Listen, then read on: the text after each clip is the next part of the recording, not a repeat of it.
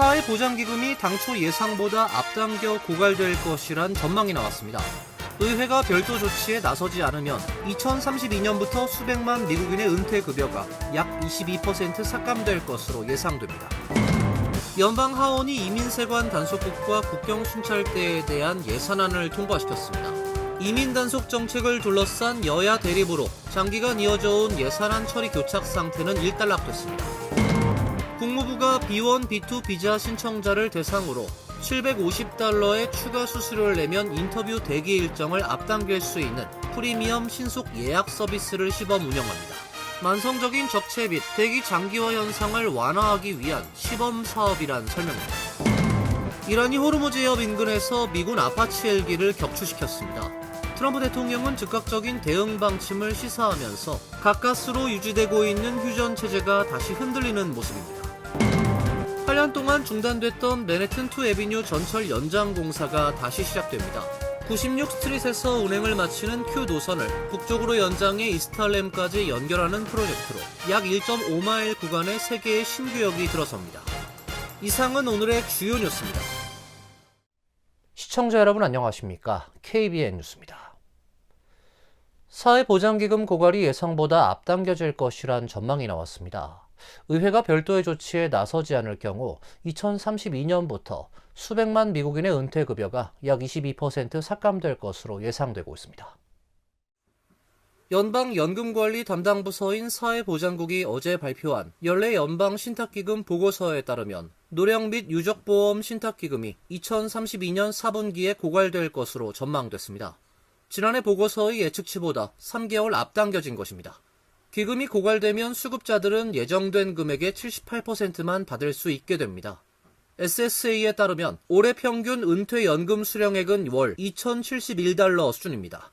따라서 22% 삭감이 현실화되면 월 평균 $455가량의 소득 감소가 발생할 수 있으며 29개 주에서는 평균 $500 이상의 수령액 삭감이 예상됩니다. 소셜연금은 현재 약 7,100만 명의 수령자들에게 혜택을 제공하고 있으며 전체 노인의 43%는 소셜연금의 생활비의 대부분을 의존하고 있습니다. 메디케어 입원 신탁기금 역시 2030년 고갈될 것으로 예측됐습니다. 보고서는 고갈 시점이 앞당겨진 원인으로 3가지를 꼽았습니다. 첫 번째는 출산율이 여성 1인당 1.9명에서 1.75명으로 낮아진 것입니다. 두 번째는 이민자 유입이 줄어들면서 사회보장세를 내는 노동자 수가 감소했다고 분석했습니다. 세 번째는 트럼프 행정부의 하나의 위대하고 아름다운 법안에 포함된 감세 조치가 영향을 끼쳤다고 판단했습니다. 다만 장애보험 신탁기금은 2100년까지 100% 급여 지급이 가능한 것으로 전망됐습니다. 두 기금을 합산할 경우 고갈 시점은 2034년 3분기로 작년 전망과 동일하며 이 경우 수급액은 83% 수준이 됩니다. 두 기금의 합산은 의회 입법이 있어야 가능합니다. 연방 하원이 IC와 국경순찰대에 대한 예산안을 통과시켰습니다. 예산안은 트럼프 대통령 임기 종료 시점까지 적용되는 3년치의 규모인데요. 이민 단속 정책을 둘러싼 여야 대립으로 장기간 이어져온 예산안 처리 교착 상태는 일단락됐습니다. 연방 하원은 어제 본회의에서 IC와 국경순찰대에 대한 $700억 규모 예산안을 찬성 214표 대 반대 212표로 가결했습니다. 민주당 의원 전원이 반대표를 던졌습니다. 앞서 지난 5일 상원 통과에 이어 하원 문턱까지 넘어섰습니다. 공화당 소속 마이크 존슨 하원 의장은 표결 뒤 우린 3년치 예산을 확보하게 됐다며 민주당이 트럼프 행정부의 남은 임기 동안 해당 예산을 삭감하거나 예산을 막거나 예산을 인질로 삼을 수 있는 능력을 박탈했다고 말했습니다. 하킴 제프리스 민주당 하원 원내대표는 납세자들의 세금이 ICE와 트럼프 대통령의 폭력적인 대규모 추방기구에 의해 미국 시민들을 표적으로 삼고 잔혹하게 대하는 데 사용되고 있다고 비판했습니다. 지난 1월 미네소타주에서 이민단속 요원의 총격으로 미국 시민 2명이 사망한 사건 이후 이민단속 정책개혁을 둘러싼 여야 갈등이 격화되면서 ICE 예산 문제가 정치권의 핵심 쟁점으로 떠올랐습니다. 민주당은 그동안 트럼프 행정부의 이민단속 정책개혁 없이는 ICE와 국경순찰대 예산안을 처리하지 않겠다고 공언해왔습니다. 그러나 이민단속 요원들의 마스크 착용 금지와 수색영장 취득 의무화 등 민주당이 요구하는 개혁안을 백악관과 공화당이 수용하지 않으면서 관련 개혁안 합의는 결국 무산됐습니다. 공화당 지도부는 애초 6월 1일 이전에 해당 예산안을 처리할 계획이었으나 백악관 연회장 보안 강화를 명목으로 한 트럼프 대통령의 10억 달러 예산 편성 요구와 18억 달러 규모 사법 피해자 기금 조성을 둘러싼 당내 이견으로 일정이 지연됐습니다. 연회장 관련 예산 조항은 이번 예산안에서 삭제됐고 법무부는 사법 피해자 기금 조성 추진을 중단하겠다고 밝힌 상태입니다. 트럼프 대통령의 공약이었던 남북 국경 장벽이 내년 연말까지 완공될 것 같은데요. 미국과 멕시코 사이를 흐르는 리오그란데강 1200마일 물길에도 물리적 장벽을 설치합니다. 로드니 스콧 세관국경보호청 청장은 워싱턴 이민연구센터 행사에서 일부 지역은 지형적 특성 때문에 건설하지 않지만 주요 국경장벽은 2027년 말까지 완공될 것이라 설명했습니다. 텍사스 빅밴드 국립공원처럼 험준한 절벽이 있는 곳은 장벽이 필요 없다는 판단입니다. 장벽은 금속 구조물로 구축되며 샌디에이고에서 멕시코만까지 이어집니다. 여기에 전자감시 장비와 보조 장벽이 추가돼 2028년 여름까지 설치가 완료될 예정입니다. 특히 미국과 멕시코 사이를 흐르는 리오그란데강 물길에도 물리적 장벽이 설치됩니다. 스콧 청장은 장벽이 불법 이민과 마약 밀수를 억제하는 효과가 있지만 드론 지하 터널 등 우회 수단이 이미 활용되고 있어 완벽한 차단이 어렵다고 지적했습니다. 그는 드론이 리오그란데강을 따라 날아다니며 순찰대를 감시하고 촬영하는 것을 목격했다며 그들은 드론을 이용해 마약도 밀수하고 있다고 말했습니다. 국무부가 B1, B2 비자 신청자를 대상으로 $750의 추가 수수료를 내면 인터뷰 일정을 앞당길 수 있는 프리미엄 신속 예약 서비스를 시범 운영하는데요.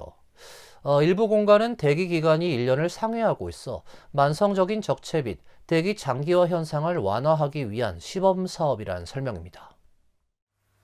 국무부는 어제 연방 관보를 통해 오는 7월 1일부터 12월 31일까지 6개월간 일부 해외 대사관과 영사관에서 비자 인터뷰 신속 예약 프로그램을 시행한다고 발표했습니다. 이에 따라 B1, B2 비자 신청자는 기존 기본 비자 신청 수수료인 $185 외에 $750를 추가로 납부하면 결제일 기준 10일 이내로 인터뷰 날짜를 지정해 예약할 수 있습니다. 다만 인터뷰 일정만 앞당기는 조치일 뿐 비자 승인 및 발급 자체를 보장하는 것은 아닙니다. 프리미엄 서비스는 B1, B2 비자 신청자에 한해서만 제한적으로 적용됩니다. 해당 제도가 시범 운영될 구체적인 대상 제외 공간은 향후 국무부 공식 웹사이트를 통해 별도로 공개될 예정입니다. 국무부는 이번 프로그램 도입과 관련해 만성적인 인터뷰 적체 및 대기 장기화 현상을 완화하기 위한 시범 사업이라고 배경을 설명했습니다. 국무부에 따르면 전 세계 비이민 비자 인터뷰의 중간 대기 기간은 약 30일 순이지만 적체가 심각한 일부 공간의 경우 대기 기간이 1년을 상회합니다. 신속 예약 서비스를 이용하려는 신청자는 우선 온라인 비자 신청서를 제출하고 기본 수수료를 결제한 뒤 일반 인터뷰 일정을 먼저 예약해야 합니다. 이후 시스템 내에서 신속 예약 옵션을 선택하면 예약 가능한 날짜가 화면에 표시되며 결제 즉시 예약이 확정됩니다. 국무부는 이번 시범 운영의 결과와 실효성을 면밀히 분석한 뒤 해당 서비스의 기간 연장 또는 정식 제도 도입 여부를 최종 결정할 방침입니다. 이란이 호르무즈 해협 인근에서 미군 아파치 헬기를 격추시켰습니다. 트럼프 대통령은 즉각적인 대응 방침을 시사하면서 가까스로 유지되고 있는 휴전 체제가 다시 흔들리고 있는 모습입니다. 트럼프 대통령은 어제 트루스 소셜에 위대한 미군으로부터 어젯밤 이란이 호르무즈 해협 상공을 순찰하던 우리의 최첨단 아파치 헬기 한 대를 격추했다는 보고를 받았다며 조종사 2명이 탑승하고 있었지만 모두 무사하며 미국은 반드시 이번 공격에 대응해야 한다고 밝혔습니다. 대통령은 또 폭스뉴스와의 인터뷰에서 이란 발전소와 교량에 대해 새로운 공습을 명령할 준비가 거의 됐다고 말했습니다. CNN은 연방정부 관계자를 인용해 아파치 헬기가 이란의 샤헤드 드론 공격을 받아 격추됐다고 전했습니다.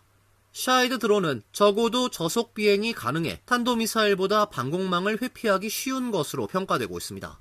아파치 헬기는 미군이 이란산 원유 수출과 유조선 운송을 차단하기 위해 시행 중인 봉쇄작전의 핵심 전력으로 활용되고 있습니다. 미군은 지난 5월 호르무즈 해협을 통과하는 상선을 호위하는 과정에서 이란의 고속정을 격침하는 데 아파치를 투입한 바 있습니다. 사고는 이날 새벽 3시 30분께 오만해안 인근에서 순찰 임무를 수행하던 중 발생했습니다. 중부 사령부는 조종사와 사수가 사고 발생 약 2시간 만에 구조됐다고 밝혔습니다. 승무원들은 현재 치료를 받고 있으며 상태는 안정적인 것으로 전해졌습니다. 중부사령부는 추락 원인에 대해서는 조사가 진행 중이라며 구체적인 내용은 공개하지 않았습니다. 뉴저지주에서 60대 한인 약사가 마약성 진통제를 상습적으로 불법 판매해오다 적발됐습니다. 아울러 그의 아내도 시민권 신청 과정에서 허위 진술 혐의로 법정에 서게 됐습니다. 연방검찰 뉴저지 지검에 따르면 남부 뉴저지 브이스에 거주하는 63세 한인 약사 서모 씨는 지난 2021년 6월부터 11월 사이 15차례에 걸쳐 마약성 진통제인 옥시코돈을 불법 제조해 유통시킨 혐의로 기소됐습니다. 검찰은 약사 서 씨가 위조된 것임을 알았거나 알아야 했던 처방전을 근거로 불법 조제한 혐의가 있다고 밝혔습니다. 검찰은 이 사건과는 별개로 그의 아내인 62세 서모 씨도 시민권 신청서에 허위 사실을 기재한 혐의로 기소했습니다.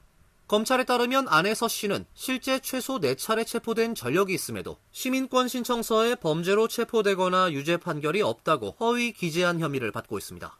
또 서 씨는 파산 절차에서 민사소송 합의 사실을 공개하지 않아 파산 신청이 기각됐음에도 이를 시민권 신청서에 기재하지 않은 혐의도 받고 있습니다. 서 씨 부부는 지난달 27일 연방법원 뉴저지 캠든 지법에 첫 출두했습니다. 검찰은 남편 서 씨에게 적용된 마약류 불법 조제 혐의가 유죄로 인정될 경우 최대 20년 징역형이 내려질 수 있다고 밝혔습니다. 아내 서 씨는 허위 진술 혐의에 대해 유죄 판결을 받을 경우 최대 5년 징역형에 처해질 수 있습니다. 8년 동안 중단됐던 맨해튼 2 애비뉴 전철 연장 공사가 다시 시작됩니다. 96 스트릿에서 운행을 마치는 Q 노선을 북쪽으로 연장해 이스트할렘까지 연결하는 프로젝트인데요. 총 사업비 77억 달러 규모로 약 1.5마일 구간에 3개의 신규역이 들어섭니다. 캐시 호컬 뉴욕 주지사는 지난 8일 맨해튼 이스트할렘에서 2 애비뉴 전철 연장 2단계 공사 착공식을 열고 사업 추진을 공식 선언했습니다. 행사에는 MTA 관계자와 지역 선출직 공무원, 지역사회 지도자 등이 참석했습니다. 이번 사업은 현재 맨해튼 어퍼 이스트 사이드 96 스트릿에서 운행을 마치는 Q 열차를 북쪽으로 연장해 이스트할렘까지 연결하는 프로젝트입니다. 총 사업비는 약 77억 달러 규모로 약 1.5마일 구간의 새로운 전철 노선을 건설합니다. 호컬 주지사는 수십 년 동안 뉴요커들은 2 애비뉴 전철 연장을 약속받아왔지만 이제 약속이 아닌 실제 건설이 이루어지고 있다며 이번 사업은 이스트할렘 주민들에게 더 나은 교통 접근성을 제공하는 중요한 투자라고 설명했습니다. 맨해튼 동쪽을 세로로 오가는 2 애비뉴 전철 사업은 100년짜리 수건 사업이란 별명이 붙은 노선입니다. 1920년대에 처음으로 건설 계획이 발표됐지만 대공황과 수십 년간 경기 침체로 진전되지 않았습니다. 1970년대에는 110과 120 스트릿을 잇는 터널 공사도 진행됐지만 역시 재정 부족으로 공사가 중단됐고 수십 년 동안 방치됐습니다. 결국 2007년 본격적으로 공사가 재개됐고 90년 가까운 지연 끝에 2017년 2 애비뉴 1단계 구간이 개통됐습니다.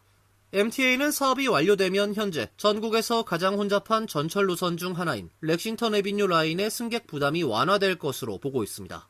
이스트할렘 주민들이 맨해튼 중심부와 다른 지역으로 이동하는 시간이 단축되고 장애인 접근성 기준을 충족하게 돼 교통 형평성도 향상될 것으로 기대하고 있습니다. 차세대 비만 치료제로 주목받는 레타트로타이드가 FDA 승인을 받지 않은 상태에서 전국 의료기관을 통해 처방 판매돼 논란이 되고 있습니다. 기존 치료제보다 강력한 체중 감량 효과가 있는 것으로 알려지고 있지만 아직 임상시험 외 사용은 허용되지 않고 있습니다. CBS 뉴스는 어제 전국 120개 이상의 웹사이트가 차세대 비만 치료제로 주목받는 레타트루타이드를 판매하거나 홍보하고 있으며 이 가운데 신곳 이상은 의사나 간호사가 운영하는 클리닉이라고 보도했습니다. 레타트루타이드는 제약사 일라이릴리가 개발 중인 실험 단계 비만 치료제입니다. 아직 FDA 승인을 받지 않았으며 임상시험 외 사용은 허용되지 않았습니다. 그럼에도 일부 의료진은 임상시험 결과를 근거로 환자들에게 레타트루타이드를 처방하고 있습니다. 텍사스와 미네소타의 일부 의사들은 CBS 뉴스에 FDA 승인이 사실상 확실하다며 처방 사실을 인정했습니다. 레타트루타이드는 기존 GLP-1 계열 비만 치료제보다 강력한 체중 감량 효과로 관심을 모으고 있습니다. 일라이릴리는 지난달 임상시험에서 최고 용량 투여군이 80주 동안 평균 체중의 28%를 감량했다고 발표했습니다. FDA는 어떤 질환에 대해서도 안전성과 효능이 입증되지 않았다며 제조 유통 역시 연구 목적 외에는 허용되지 않는다고 밝혔습니다. 이어서 간추린 소식입니다. 연방 하원은 어제 한국, 미국, 일본 의회 간 공식 협의체를 구축하는 초당적 법안을 통과시켰습니다. 법안은 안보와 경제, 첨단 기술, 공중보건 등 다양한 분야에서 삼국 의회 차원의 협력을 제도화하는 내용을 담고 있습니다. 한미일 의원들은 정기적으로 만나 국방, 경제안보, 공중보건, 신기술 등 공동 관심 현안에 대한 정책 공조 방안을 논의하게 됩니다. 또 연방의회는 양당 소속 의원들로 구성된 미국 의회 대표단을 정례적으로 파견해 협의에 참여하도록 함으로써 의회 차원의 지속적인 관여를 보장하도록 했습니다. 이번 법안은 2023년 8월 대통령 별장인 캠프 데이비드에서 열린 한미일 정상회의에서 새 정상이 합의한 협력 강화 구상을 입법적으로 뒷받침하는 성격입니다. 퀸즈 플러싱에 건립 중인 민주한인 이민사 박물관이 뉴욕주 의회로부터 500만 달러에 달하는 건축기금을 지원받게 됐습니다. 미주 한인 이민사 박물관에 따르면 뉴욕주 의회의 건축기금 지원은 론 김, 릴리 로직, 에드워드 브런스틴 의원 등 퀸즈 지역구를 둔 뉴욕주 하원 의원들과 카리스티 뉴욕주 하원 의장이 한인 이민사 박물관 건립에 대한 가치에 공감하고 뜻을 모아 이뤄낸 결실입니다. 박물관 측은 오는 12일 오후 12시 30분 이민사 박물관 건축 현장에서 주요 관계자들이 참석한 가운데 건축기금 전달식을 개최할 예정입니다. 한미 사랑의 재단은 오는 25일 오전 10시 뉴욕주 업스테이트 소재 올킬타운 베테랑스 메모리얼 팍에서 한국전쟁 기념비 제막식을 개최한다고 밝혔습니다. 제막식에는 올킬타운 관계자들을 비롯해 이진삼 전 육군참모총장, 더글라스 메가더 장군과 벤 플리트 장군 후손들이 참석할 예정입니다.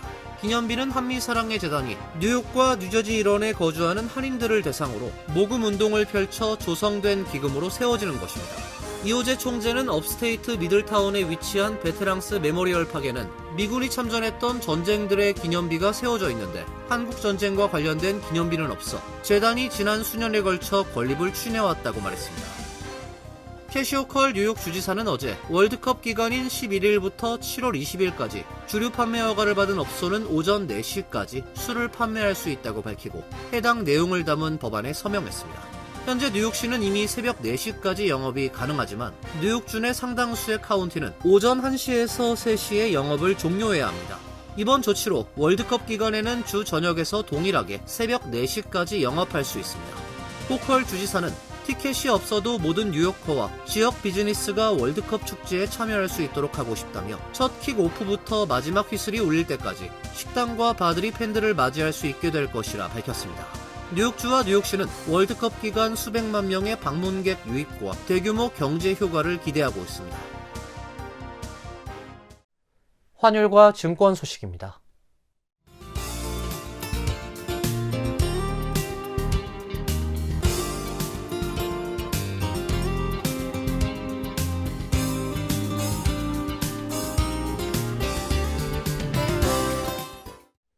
이어서 날씨입니다.